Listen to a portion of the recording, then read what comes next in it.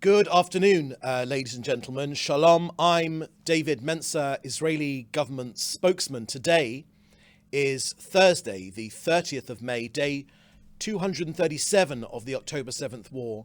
And our war aims haven't changed since Hamas's army of terror invaded our border: to destroy Hamas's military and governing capabilities, to free all 125 hostages and ensure that Gaza will never pose a threat to Israel again. All of our objectives are within reach. Israel will not compromise on any of them. We start today with the desperately sad news of IDF casualties. Since the outset of the war, IDF fatalities have unfortunately risen to 642. Staff Sergeant Yedidia Azugi was aged just 21 from Revava. He was killed in battle in northern Gaza. He leaves behind his parents and 5 brothers and sisters. Staff Sergeant Elia Hillel was 20, and from Tel Zion, he leaves behind his parents, his sisters, and his brothers. Staff Sergeant Diego Shvisha Harsaj was 20, and from Tel Aviv, he leaves behind his parents. Both of them, Elia and Diego, were killed in a car-ramming terror attack in Samaria yesterday in the West Bank near Shechem, Nablus.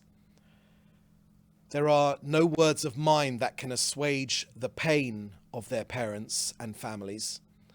We embrace them and those dear families who have lost their precious heroes, sons and daughters, in this war for our very existence. The price of war is heavy and painful. Each casualty is a world unto itself. May their memories be a blessing forever.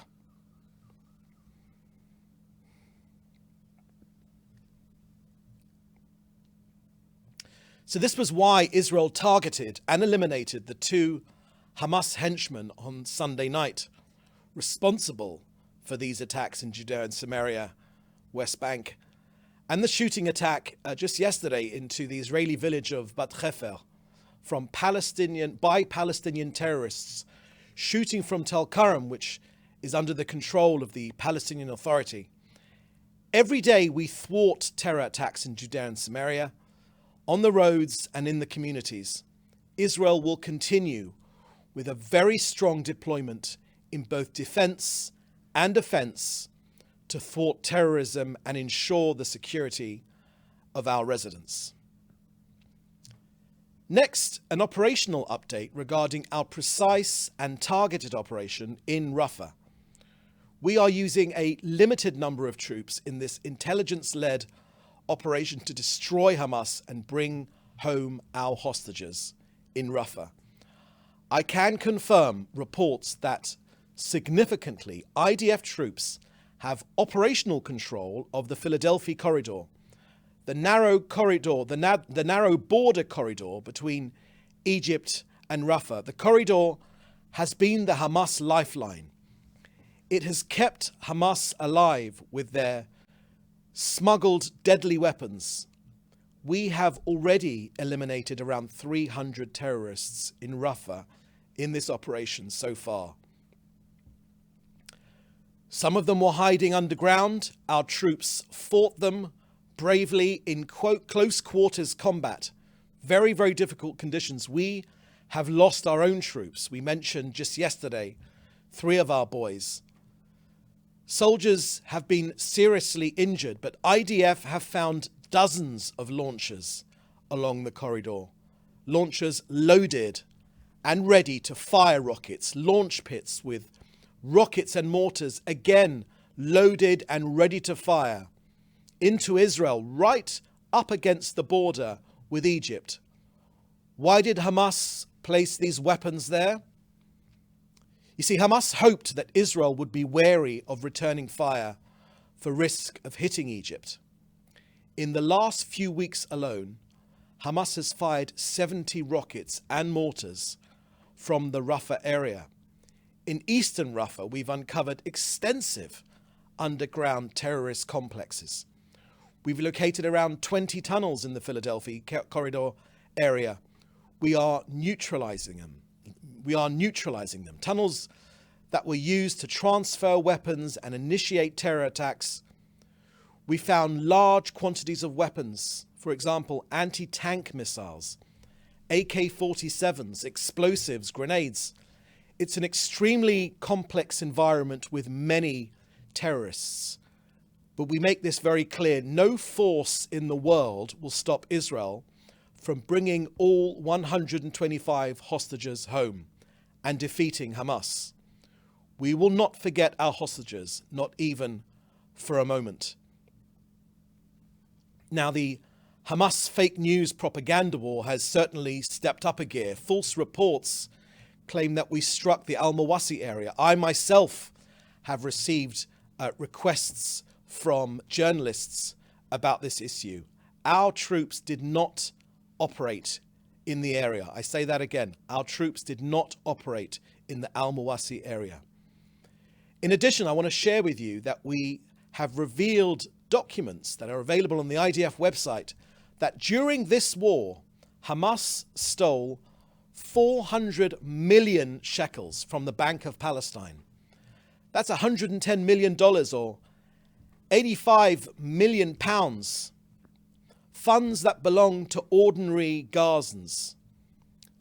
Look, Hamas has no boundaries. It exploits its own people. It hides beneath them, amongst them.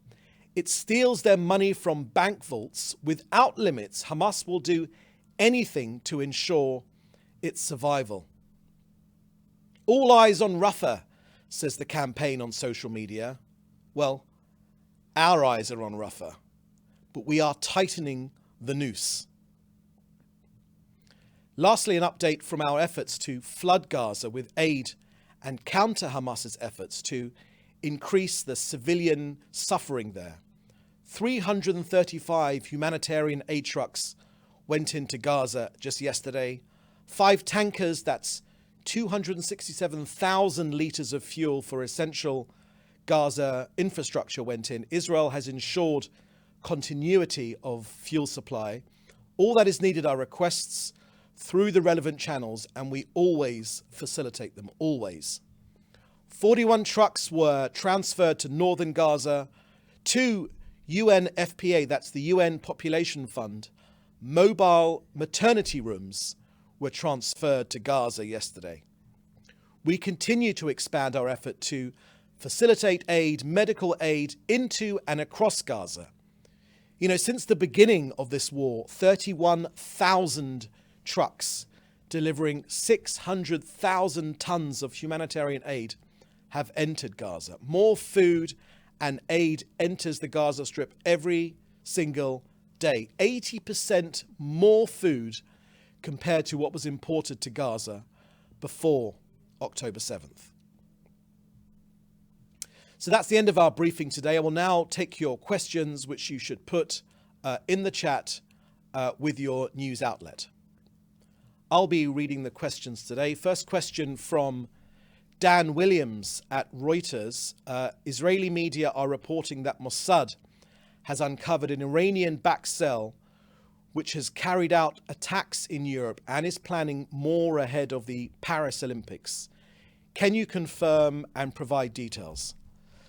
So thank you very much for that question, Dan. I haven't got anything more to add to those media reports. What I can tell you is that Israeli security services have worked with European security services to prevent attacks on European soil. I know this for a fact. This is already public knowledge that in the UK, for instance, Israeli security forces has prevented the deaths, has saved the lives of many Brits across the UK from these same Iranian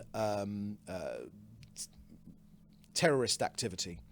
So I can't add any more on that specific case about the Paris Olympics, but I certainly can confirm that Israeli security services have in the past supported European-supported security services to save lives, particularly against Iranian terrorists. The next question from Dan Williams is Israel's expected to restart mediated hostage release talks this week. When and where will that happen? So again, thank you for that question, Dan.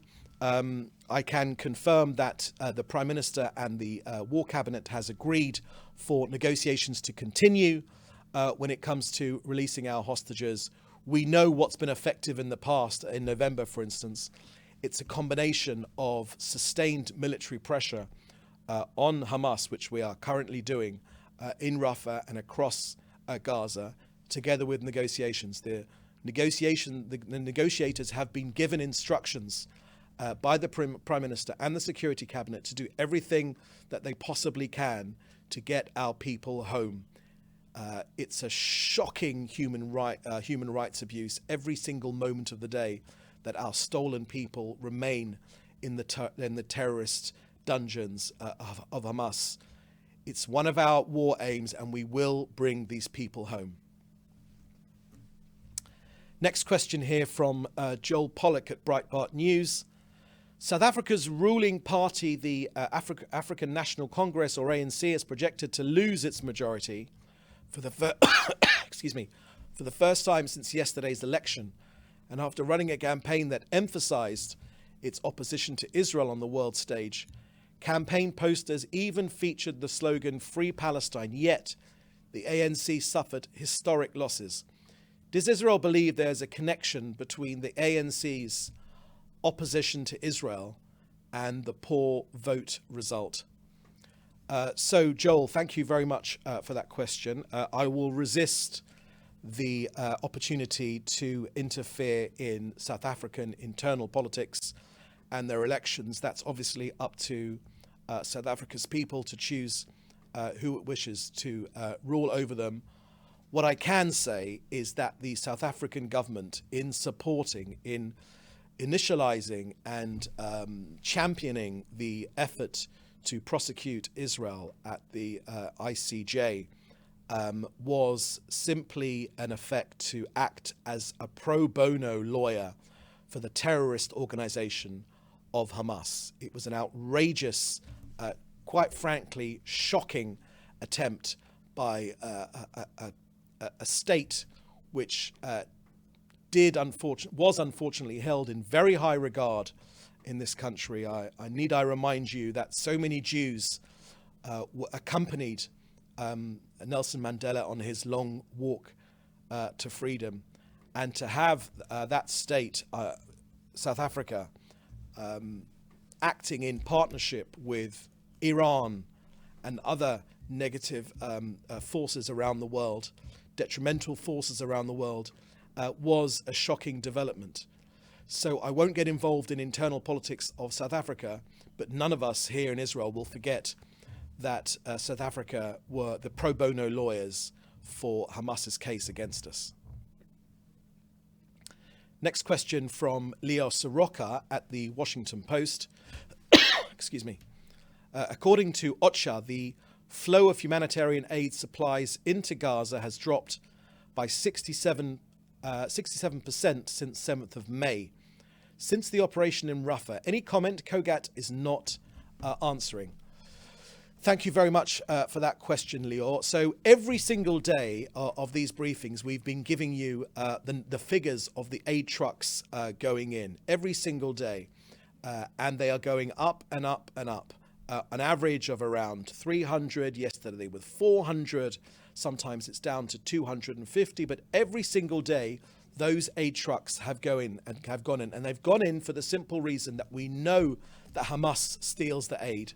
And we know that they keep them for themselves. There's no one hungry in Hamas. It's very important to remember that. When we've arrested them, they've certainly had no problems with their waistline whatsoever. Hamas steal the aid, and they sometimes they sell it back onto the black market for a vastly inflated prices. But we've managed to lower the prices on the markets inside Gaza, which pictures can show you. They're on the Kogat Twitter feed every single day of bustling markets. Prices have gone down precisely because we have flooded the area with food. We've pushed as much food as we possibly can get in. Whoever's donated aid to Gazans We have tried our hardest to facilitate it getting in. The only change that there has been is when Hamas itself have bombed the Kerem Shalom crossing, where so much of the aid has gone in. And even then, we have reopened the Kerem Shalom crossing as soon as we possibly have been able to. And we've also pushed aid in through the northern crossings at Erez, and in every other way, through land, sea and air. So aid is going in all the time. I simply don't recognize that as being correct. And I'm sure COGAT will get back to you. Next question from Hannah Julian of the Jewish Press. There's two questions here. The first one is, excuse me, how is the UNRWA bill that passed its first reading this week different from the ban that was passed in February? Can you comment on the proposed legislation? Thank you, Hannah. I have seen those reports about the Knesset bill here in Israel to ban UNRWA. I can't comment specifically on the particulars of that particular bill. What I can share with you is what we have shared with the United Nations, actually, that UNRWA has operated hand in hand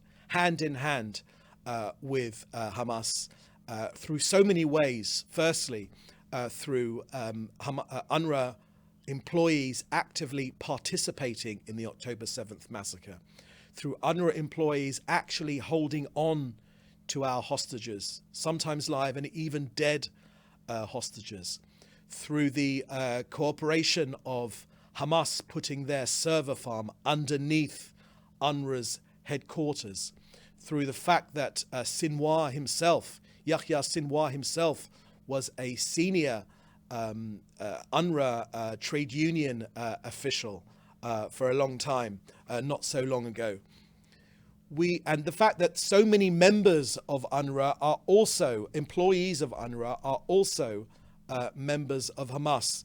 Look, we've laid the evidence out so clearly about the relationship with UNRWA. And I tell you what gets me personally is that international media continue to use spokespeople from UNRWA to give them an idea of what's happening in Rafah, for instance. UNRWA is a tainted operation. They are very inefficient. They bring the reputation of the United Nations down because of their inefficiency and their ineptitude. And of course, they continue to run schools, and they have run schools for many years, that promote anti-Semitism, they promote Jew hatred, and also the lie that, of course, that Palestinians will one day be able to erase Israel off the face of the map, that Palestinian children will be able to go back to and live and usurp the state of Israel in Jaffa and Rafah, in Haifa and in Jaffa.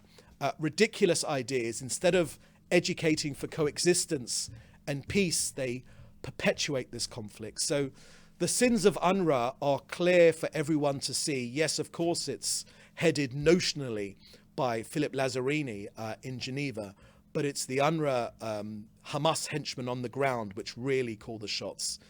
And really, it's about time that this dreadful organization that perpetuates this conflict, that has kept Gazans in misery for all these years, is disbanded, and genuine aid agencies are able to use the generous funds which the Gazans get from the international community and not sink it into the ground, this terror tunnel network, twice the size of the London Underground, and instead build up institutions, hospitals, schools, better roads, better healthcare facilities for ordinary Gazans to give Gazans a better future. Second question from Hannah Julian of the Jewish Press. What was the target that was attacked yesterday in Banyas, where Syria says 1 child and 10 civilians were wounded? Thank you for Hannah. I haven't seen that report and I don't know the answer to that question. I suggest you would ask the IDF, who may have some more information on that. Next question from Jim Williams of Zenka International News. Does the Prime Minister agree with the National Security Advisor, Tsachi Negbi, that the war with Hamas could last into 2025? So thank you very much for that question. Look, Jim, our war aims remain the same. They are to remove Hamas from power, to strip away any of its governing or military capabilities, to bring home our hostages, and to, of course, to make sure that Gaza never again poses a threat to this country or to anyone in the civilized world ever again. We will keep going until the job is done. And I tell you, the reason for that is that we simply refuse to live next to this genocidal organization. Israelis, when they go to bed at night, need to be sure that they will not be murdered at 6:30 a.m. The following morning, as they were on October the 7th. We need to be sure that this genocidal, murderous organization, wherever it is, in Gaza or in the West Bank, is obliterated and defeated. So that brings us to the end of this of today's briefing. We'll have another briefing for you on Monday. In the meantime, please do stay safe, and thank you very much for joining us. Thank you. Bye-bye.